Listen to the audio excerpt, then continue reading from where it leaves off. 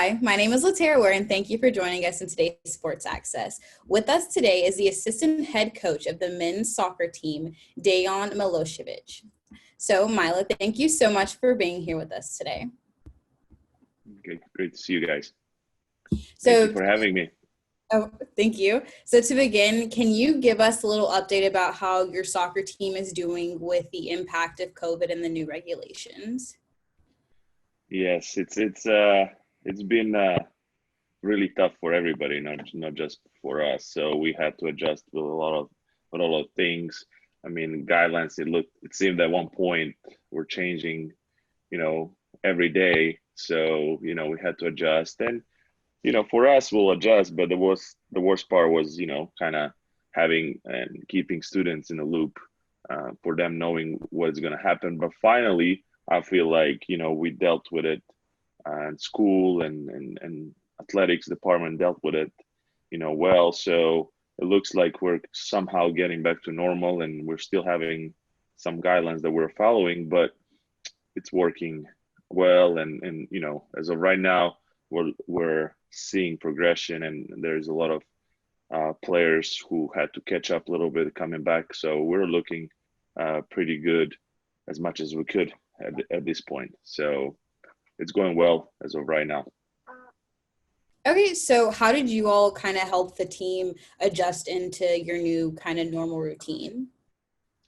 Well, it's a good question. We just uh, kept positive, you know, atmosphere, and trying to keep the positive, um, you know, going, and encouraging them, that you know that we all can do what we can do, and just to keep going, and pushing, you know, like you said, in the new environment that we are all in.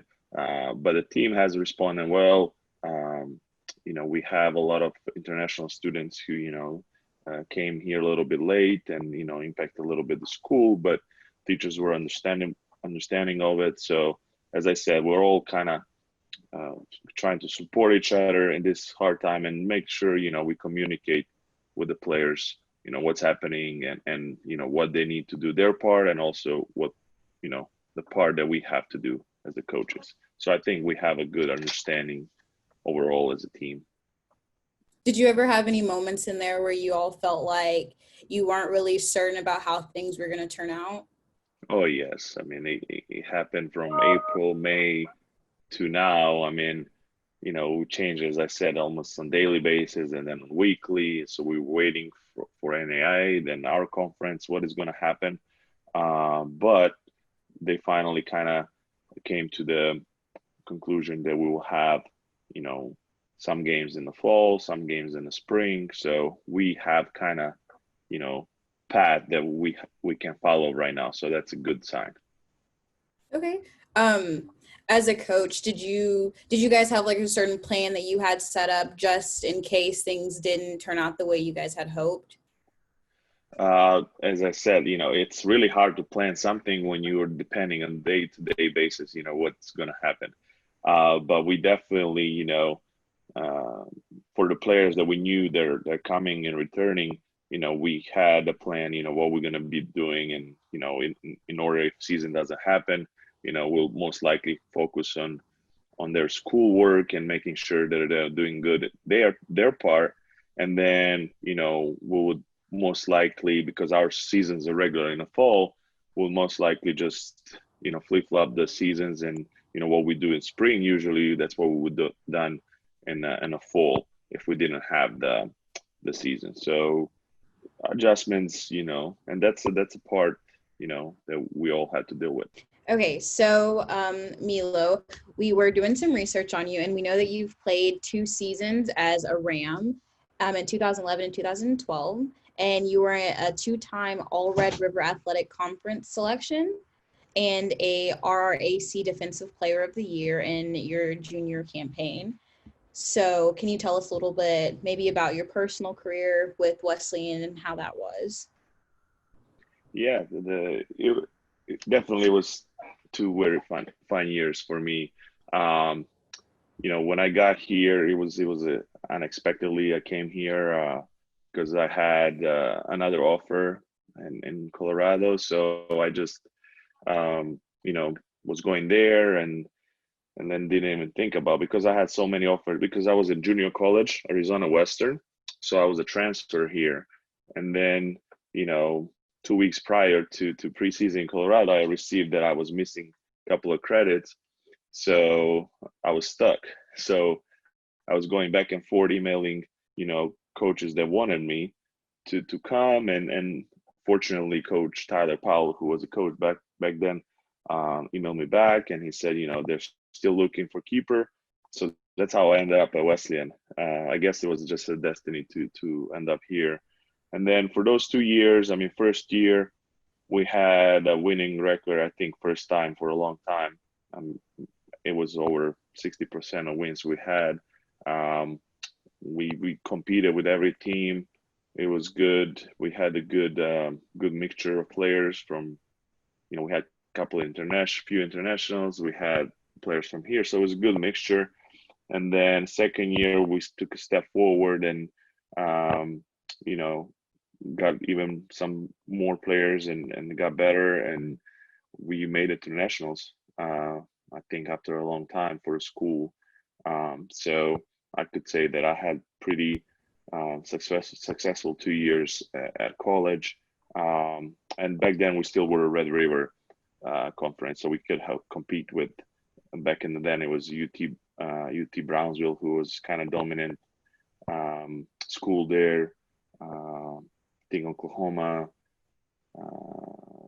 City University was there, or no, Our Lady of Lake. But anyways, it was good competition too. So, it was very 2 successful years. I still remember a national tournament that we went to, Mobile, and unfortunately lost in the penalties, and and then knowing later that university that we lost in penalties won the national championship. So it was good. It was a successful season. So I really did have a good 2 years as a player.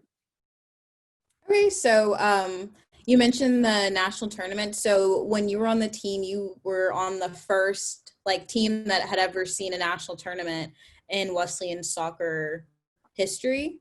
So how did that feel for you, being a part of that kind of legacy? Yeah, I mean, right now when you look back,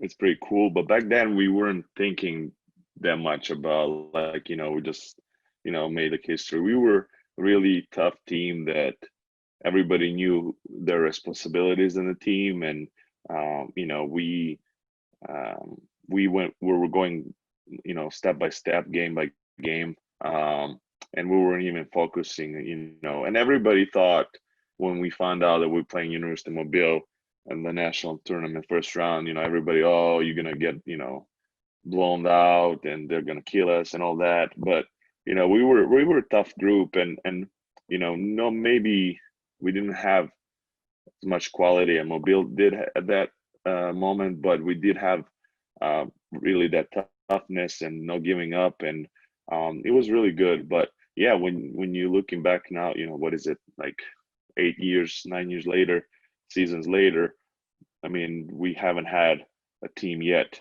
that made it that far. So hope in the near future we'll definitely get there, but it is getting harder and harder. Okay, do you take some of what you kind of brought to that team and bring that into your coaching now for the teams that you coach at Wesleyan? Definitely. I mean, there's a big difference between coaching and playing, and I learned myself this past 8-9, because once I stopped playing, I got into coaching and knowing oh, I know everything, but it's not the same. But definitely there is some similar, I would say, the way you act. A leadership role is definitely a big one. Having experience and background, also being part of that team, kind of can transfer to these players these days, kind of like what it meant to be in the past, and that we achieved something, and having that role model for them. But yeah, definitely it helps just to feel the school, understand the school. It is definitely, I understand the program that I was part as a player, and now kind of trying to bring some of the same mentality that we had back then. Do you ever miss playing on the field, like when you're watching the teams and everything? Do you ever miss it? Well, some players will tell you I still jump in sometimes with them and play, but definitely yes. And that's the thing that I always mention to the players. Time flies. Don't have regrets. When you're playing out there, because you know there's some things that I would love to play right now. And with this experience right now, it's easy for me to say certain things, but like you said, that's a part of coaching, kind of transfer to them. And knowing that it's a privilege to be part of the team, because time goes by, and and you look back, it's already 8-9 years that passed by. So it's really privileged. So that's why we're trying to transfer on our players too. All right, well, we're going to take a quick break, so stay tuned. Can't work for COVID-19 reasons like a stay-at-home order, quarantined, seeking diagnosis for symptoms, caring for your children because their school or care provider is closed, or if you're caring for someone under quarantine. You may be eligible to take up to 2 weeks of paid sick leave and additional leave for childcare needs. Visit dol.gov/FFCRA or call 866-4-US-WAGE. A message from the U.S. Department of Labor. We're back here on Sports Access with our guest, Coach Milo. So, Milo, following your career at Texas Wesleyan, you signed with the Dallas Sidekicks, one of the longest running professional soccer teams in the nation. Can you tell us how that compares to your college career? Yes, that for example, that thing with the Sidekicks is just came out of nowhere.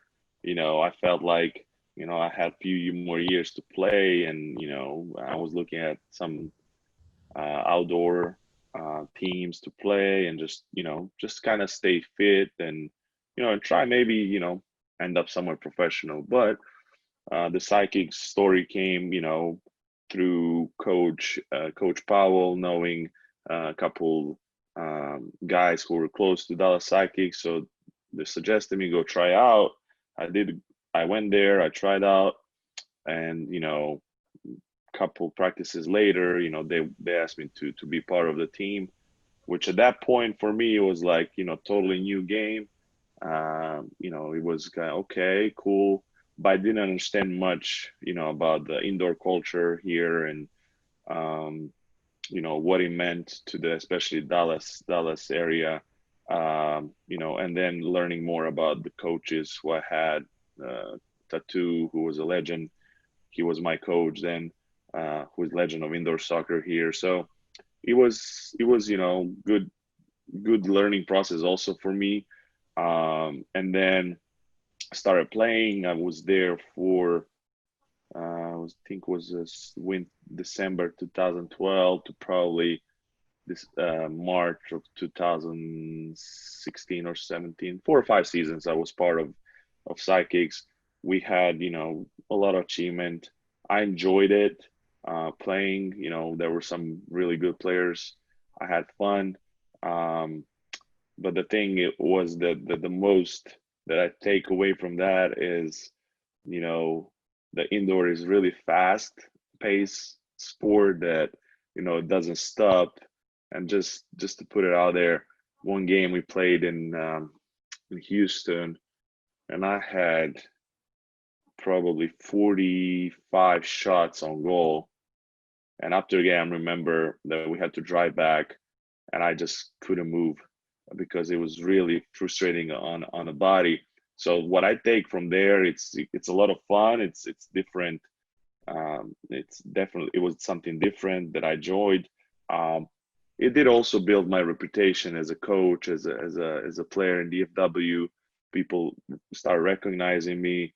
It built that, but it did kill my body definitely for 4 or 5 years. But that's one of the reasons why I stopped playing, and another one, I wanted to focus more on the coaching career and family. We just had a first kid when I stopped, so I just wanted to be a little bit more home because there was a lot of travels. Okay.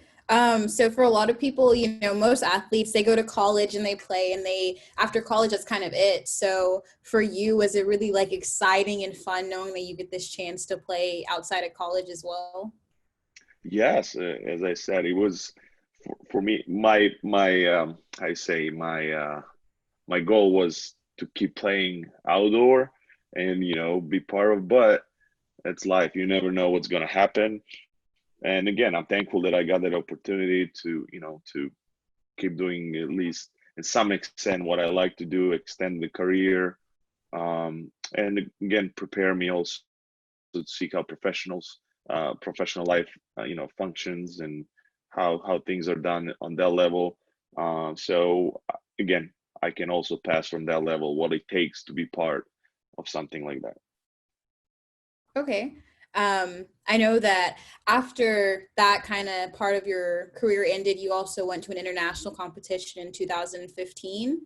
So, how did it feel representing Serbia in such a significant kind of indoor World Cup? Good research.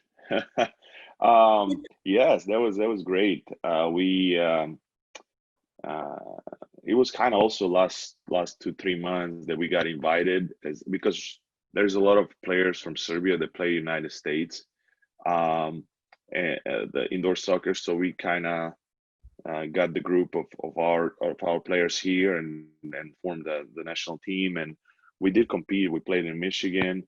Um, we were grouped with Brazil, Russia, and Canada. It was good feeling to represent. Like I remember still the first game we played against Canada. Hearing national anthem and being part of it. It was really something special, and yeah, it was a lot of fun and something else to experience. Um, and I can say that I was part of something like that in the past, and that's a good things. You know, I like to tell the players, I like to tell the coaches that I'm in charge of, is like it's important what you do, now, but it's also important what you leave behind you when you leave, and that's really important part. For example, being part of Arizona Western, leaving something behind me there, Texas Wesleyan, still being part of the university. It really means something, and it's left for my kids in the past to kind of be like, hey, my father was part of this or whatever. So it's a pretty cool accomplishment. So you told us a little bit about how at the end you kind of felt like soccer was taxing on your body a little bit, and that's how you kind of felt like, yeah, maybe I'm going to give it a stop. But when exactly did you know that it was time to kind of put your career over to the side, and like how'd you come to that moment? It was the being away from my family a lot, but it was I believe third birthday in a row that I missed on my wife's third, like, three birthdays in a row I missed. And it was a kind of, okay, this is cool, this is great, but I have coaching career, I have I started back then my club academy, so it was like, okay, I think it's time to kind of pass the torch and just do another thing and be more at home. All right, so you've talked a lot about your family. Can you tell us a little bit about your family? You said you're married, you have kids. Yes, I'm right now United States citizen. I'm being here over 11 years this year. But I do have a family back home. Mother and father are there, and then also my sister, youngest sister, and then here, yeah, I'm married to my wife Elizabeth, who also went to Texas Wesleyan, and that's where we met in my junior year. So it's Oh, kind of, yeah, so she went here, and then yeah, I have a daughter, Lara, who's 5, and then my son Luca, who is 18 months. So that's kind of. okay, and where's back home? I'm originally from Belgrade, Serbia. Um, it's Southeast Europe, uh, that's where it is. And yeah, I was there until I was 22 years old, and then I came here. Do you ever miss it and like kind of being around your family and In the everything? beginning, it was tougher, but then now I have my own family, so the life is evolving around that. Sometimes I do. Mostly it's the family, obviously, but we're blessed enough that they can come and visit, and we also go sometimes. We're supposed to go this past March, but the COVID ruined it all. But yeah, it's it used to be pretty bad in the past, but now it's kind of easier. All right. So, since you stopped playing professionally, you started your club team in the Fort Worth FC. When did you kind of pique your interest in coaching? I think even when I was playing, I was kind of like a assistant coach. Even when I was a kid, I had that kind of like mentality of leadership and like, telling people how to do and what to do. So right away, I knew that I'm gonna be something in sports, and that was definitely coaching. Um, I started, when I finished, I started a club in North Forward called Odyssey that I was a coach for a couple of years. And then I decided on my own, okay, because still then I was playing when I was coaching at the same time. So I was thinking, okay, now I have my, reputation. I can, so I decided to give it a try and start my own academy. And in time of 3-4 months, we built to, you know, 70, 80 kids that were part of it. So it was pretty good. I was doing that for a couple of years, and then I decided to join and merge together with one of our also alumni, Coach Ivan, um, and then we brought together and made us Forward FC, and now we're between 250 and 300 kids in a club. So it's pretty, um, I would say, rewarding. Um, Not necessarily, financially. It's rewarding when you see kids graduating from your academy and moving on with lives. It's pretty rewarding, but it's also at the same time drenching, especially how many teams you can coach, and having also been college coach and club. It's really, schedule is going crazy, but that's what we love to do. And the best thing is there's a lot of people get up in the morning and don't want to do what they're doing, but we're blessed enough that we still do what we love and what we have passion for. Did coaching for your club team kind of lead you back to coaching at Wesleyan, or how did that work? I never left the college.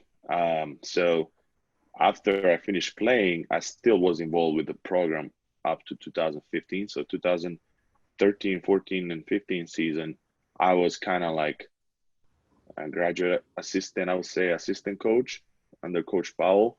Actually, I coached Juan's brother a little bit too. He was part of it. But I did, after that, I joined Hill College, who is a junior college in Hillsborough.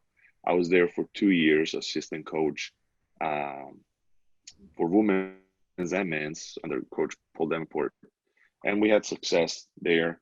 And then last year, 2019, in January, I believe, right before, no, 18 December, Coach Cole contacted me, and we knew each other from, playing club versus against each other. And so he contacted us, hey, would you join me as a staff? And, he didn't have to ask me twice. I mean, it was my home, and I did join, and we had a season under our belt, and then November, December, he decided to promote me to associate head coach. Um, yeah, I mean, it's I never left the college level, so. Was that an exciting thing for you, kind of like being able to fully come back to kind of like your roots, like where you started out? Yes, I mean, definitely. I still see people that were there when I was playing, so it was good to see them. I still know a lot of coaches. When I was playing, they're still here as a coaches, so it was pretty cool to be part of it. And just knowing mentality of the school and knowing what expectations are, and then also I don't live far away, so it's pretty cool for us. Alrighty. We're going to take a quick break, and when we come back, we'll talk more about Milo's plans for the future. Hey, I'm Mike Rope, here today to encourage you to connect with 811 before you dig. And I'm Micro, and I'm here because I love to dig in the dirt. It's true. He's also here because he's very small and not that bright. Here, for instance, we can see Micro doing what he loves to do. And here we can see the consequences of not doing what he should have done. Dude, why didn't you call 811? I forgot the number. See? Not that bright. We're back here on Sports Access with our guest, Dejan Milosevic. So, Coach Milo, how do you compare the different generations between your team versus the teams that you coach now? Well, it's definitely different. I mean, we're talking about what, 8 years, 7, 8 years only, difference, but it's changing. It's changing every year. I don't know if that's up to environment that we'll leave. It's up to technology. I don't know, but it seems back then that. And again, I'm not that type of, you used to be great whenever I was playing. That's not the case. It wasn't everybody, the same. So that's not the case. But definitely these days, we didn't have to hear all the time, certain things, to do certain things. We still made mistakes, which is normal. Every human makes mistakes, but we felt like we would push ourselves. These days, we feel like players and kids have everything available in front of them, so it's really kind of like push a button and it's gonna happen. Well, in sports it doesn't go that way. You have to put effort, you have to put work in it, you have to be competitive.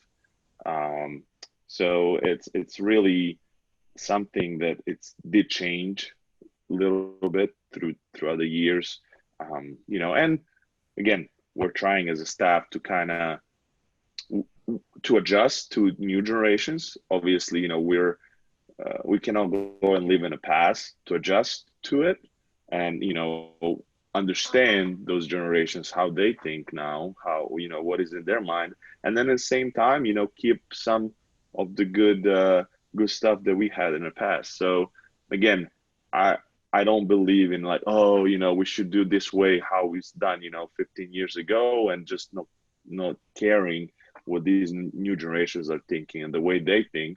I think we also should adjust as a leaders, as a coaches, to them, but to a certain extent, and keep our values and make sure that we're still what this sport's supposed to be, and have the some guidelines that we had in the past, but also be innovative and adjust to the new things. Is it ever frustrating sometimes dealing with how you guys used to do things, and then maybe dealing with how the new generations of kids are doing things? It used to be on my beginning of my coaching career. Definitely frustrated me a lot, because I know how I was coached. But again, it comes back to that, being able to adjust, to new generation. And then look, I mean, we're doing interview, everything is online now. We're living in a new world, and some of us like it, some of us don't like it. It is what it is. But again, we just have to look ahead of us, don't look back, and just make sure that still there is pride and competitiveness and things that always been and always will be known to exist, especially for athletes and for students, and expectations. They're always been there and always will be still there, but again, adjust and and try to understand it.